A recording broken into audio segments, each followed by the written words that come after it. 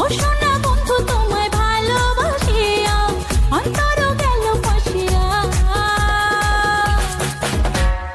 রসিয়া রসিয়া রসিয়া রসিয়া ও আমার রসিয়া বন্ধু রে, তুমি কেন কোমরের বিছাইলে না?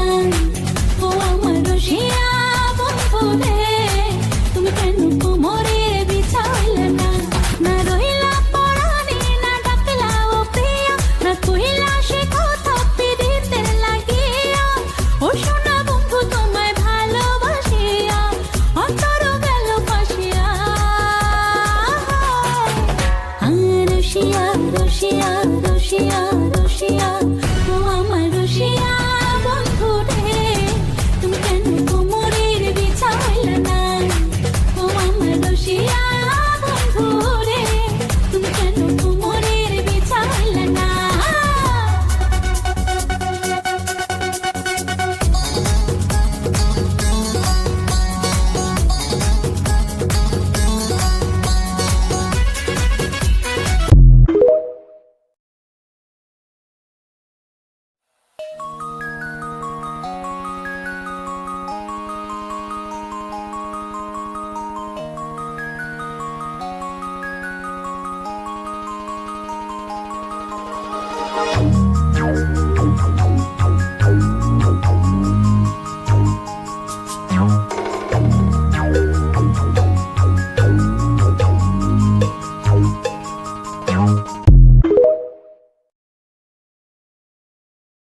রিসেন্টলি আমার এই পাস্তার রেসিপিটা ভাইরাল হয়েছে। সেখানে অনেকের অনেক রকমের প্রশ্ন ছিল, সকলের অ্যান্সার তো আমি দিতে পারিনি।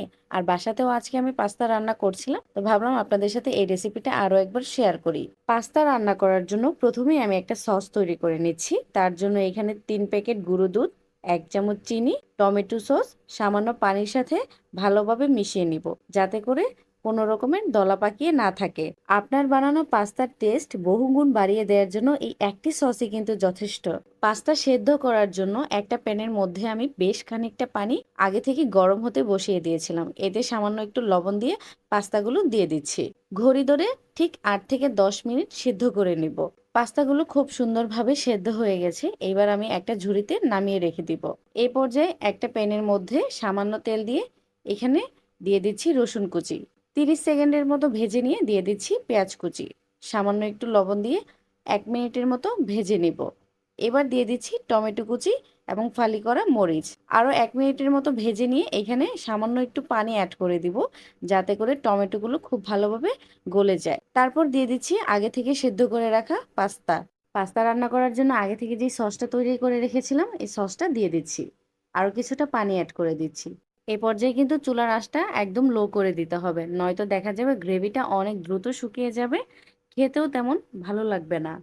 সব পাস্তা খেতে মজা হয় না। পাস্তা কেনার সময় 2টা প্যাকেট হাতে নিয়ে কম্পেয়ার করবেন, দেখবেন কোন পাস্তাটা বেশি হলুদ। পাস্তা তৈরির ক্ষেত্রে কিন্তু ময়দার সাথে ডিমের কুসুম ব্যবহার করা হয়, আর যেই পাস্তা যত বেশি হলুদ হয় সেই পাস্তা তত বেশি খেতে মজা হয়। পাস্তা রান্না করার সময় যখন আপনি সসটা দিয়ে দিবেন, তার ঠিক 2 মিনিটের মাথায় পাস্তাটা নামিয়ে নেবেন কিছুটা গ্রেভি থাকা অবস্থায়। নামানোর পর দেখবেন সাথে সাথে গ্রেভিটা আরও কিছুটা ঘন হয়ে যাবে। যারা নতুন রাঁধুনি আছেন বা পাস্তা খেতে ভালোবাসেন কিন্তু রান্না করতে জানেন না, তারাও কিন্তু খুব সহজে আমার এই রেসিপিটা অল্প সময়ে বানিয়ে নিতে পারেন।